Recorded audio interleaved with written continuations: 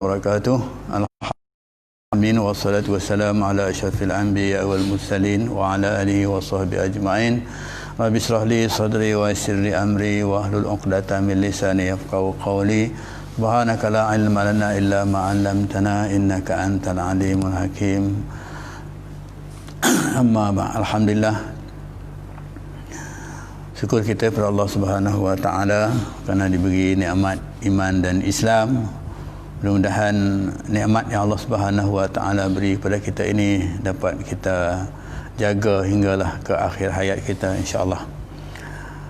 Baik tuan-tuan dan puan yang dirahmati Allah sekalian, tazkirah ringkas kita pada pagi ini iaitu berkenaan dengan 10 perkara yang tidak 10 perkara yang menyebabkan doa tidak diterima oleh Allah Subhanahu wa taala.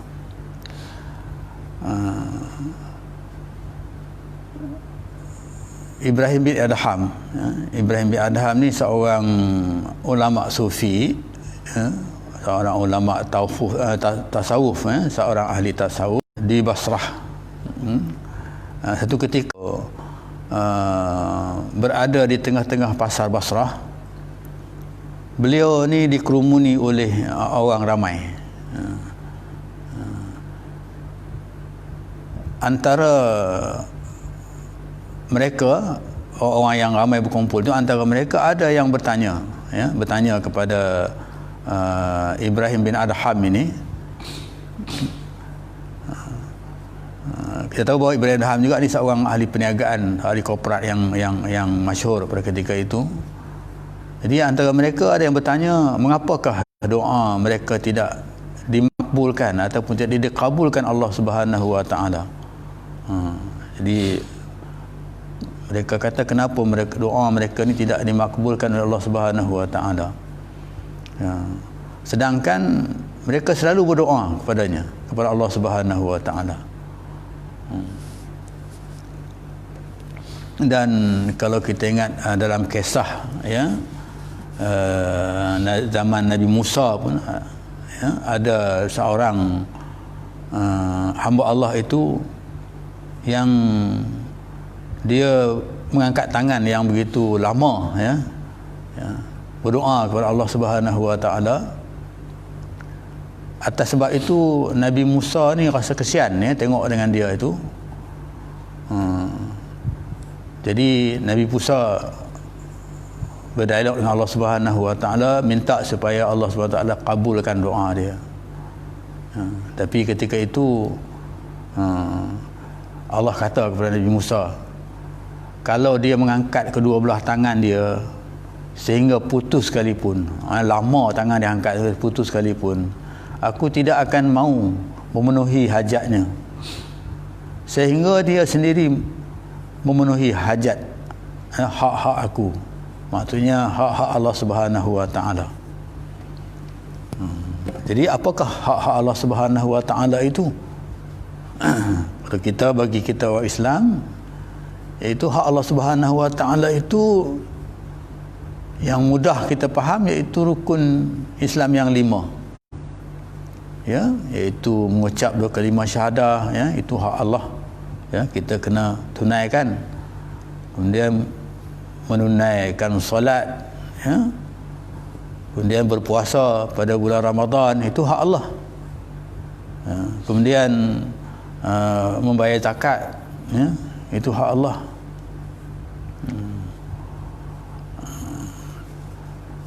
Itu dia kata 5 rukun Islam tadi, itu hak-hak Allah.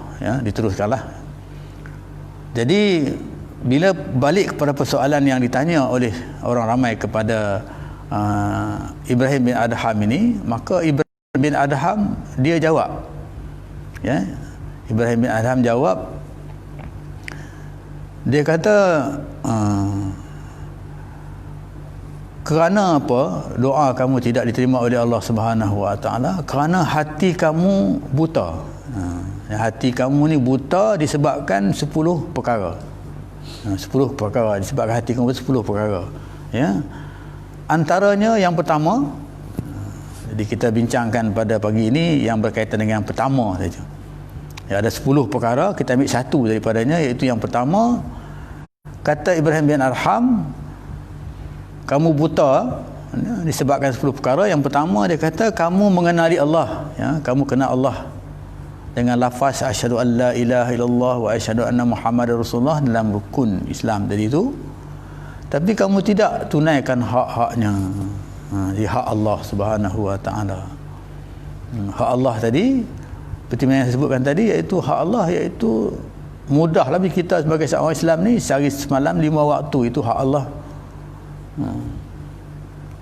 5 waktu, jangan tinggal 5 waktu ini hak Allah. Kalau kita tak melaksanakan hak Allah, maka kita berdosa lah.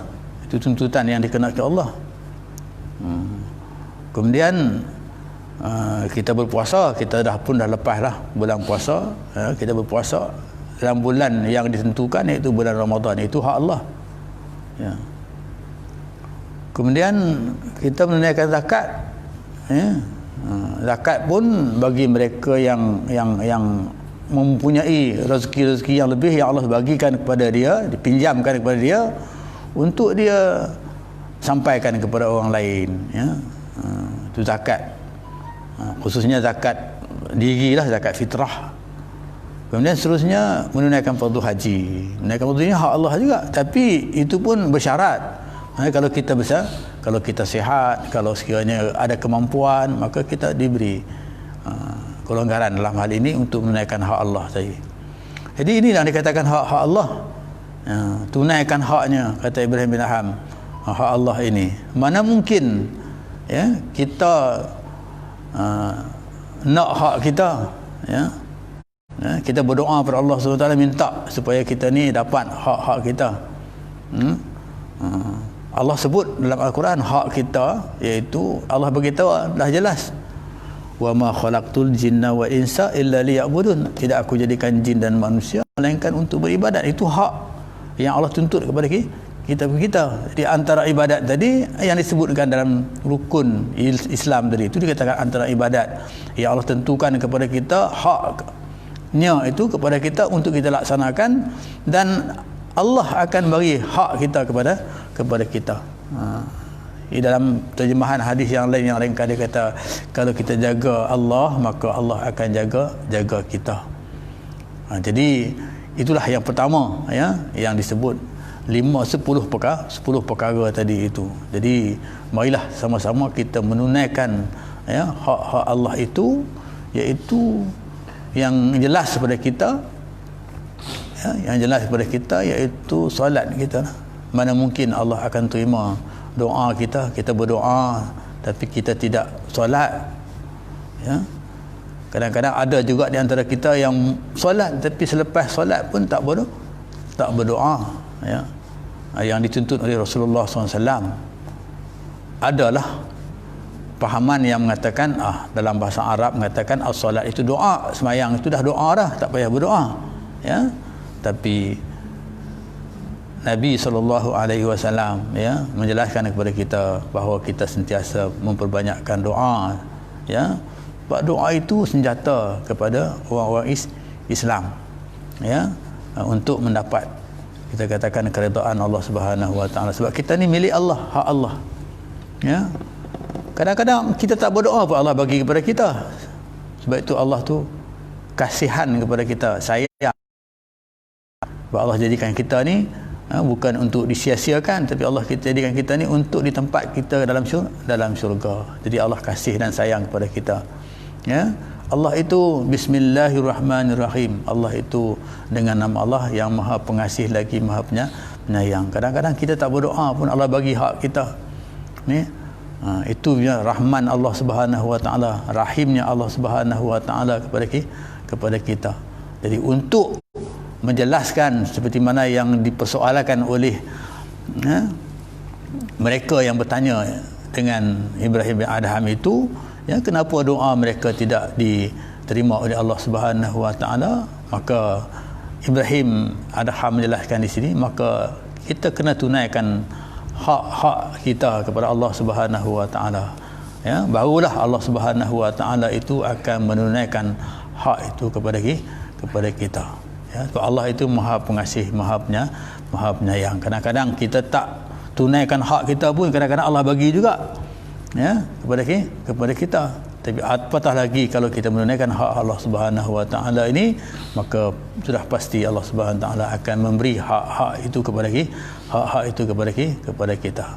Jadi tuan-tuan dan puan-puan yang dirahmati Allah sekalian, itulah di antara perkara-perkara, ya, antara satu daripada perkara yang disebut oleh Imam Ibrahim bin Adham ini, iaitu bahawa kita ni kadang-kadang tak nampak, ya, buta dengan kita mengenali Allah, tapi kita tak faham bagaimana maksudnya kita mengenali Allah itu. Jadi marilah sama-sama kita melaksanakan hak-hak kita kepada Allah Subhanahu Wa Taala. Mudah-mudahan dengan kita melaksanakan hak itu, Allah Subhanahu Wa Taala akan permudahkan segala urusan kita, terutama sekali doa kita, ya, kepada Allah Subhanahu Wa Taala. Allah selalu nukilkan dalam Al-Quran, ya, ud'uni fastajib lakum, ya, maka berdoalah kepada aku, aku akan tunaikan. Tapi tunaikan maksud di sini iaitu Subhanahu Wa Taala. Jadi aku qouli hadza wa astaghfirullahalazim billahi taufiq wal hidayah. Assalamualaikum warahmatullahi wabarakatuh.